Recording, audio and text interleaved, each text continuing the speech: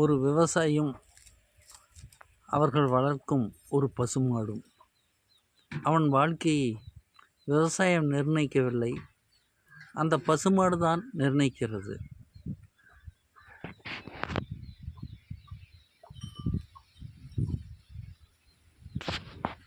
இதுதான் இன்றைய விவசாயிகளின் நிலைமை.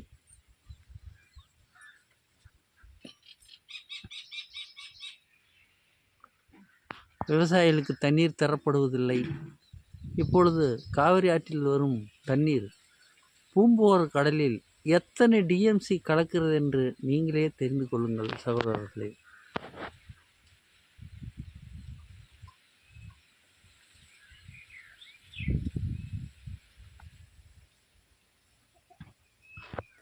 தண்ணீர் இல்லாத காரணத்தால் பயிர்கள் எல்லாம் வாடி வதங்கி போய் இருக்கிறது.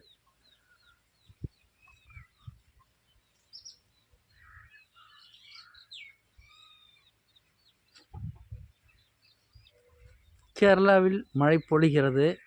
தமிழ்நாட்டில் மழை இல்லை என்றாலும் பரவாயில்லை. தண்ணீர் வீணாக கலப்பதை முன்கூட்டியே கடலில் கலப்பதை முன்கூட்டியே நாம் தடுத்து நிறுத்தலாம். அதை விட்டுவிட்டு கர்நாடகாவிடம் டேம் கட்டாது என்று சண்டைக்கு போவது என்ன நியாயம்? இதோ பாருங்கள் தோழர்களே, தண்ணீர் இல்லாத காரணத்தினால் தென்னை மரங்கள் பசுமையாக இல்லை. பாருங்கள், மரத்திலே ஒரு இளநீர் கூட இல்லை.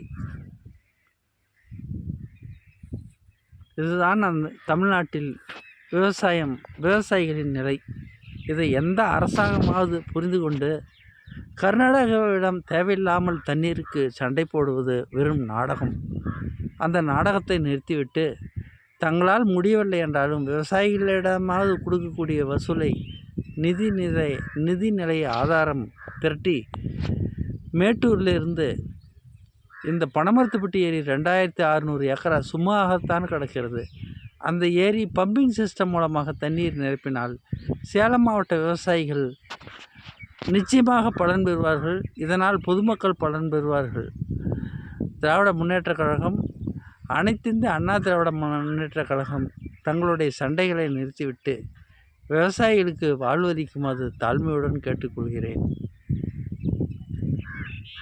இல்லை என்றால் இந்த திராவிடர்களுக்கும், அதாவது திராவிடர்கள் என்பது பிறமொழிக்காரர்கள், அவர்களுக்கும் பச்சை தமிழர்களுக்கும் ஓயாத சண்டை தமிழ் மண்ணில் நடக்கும் என்பது உறுதியாகிறது.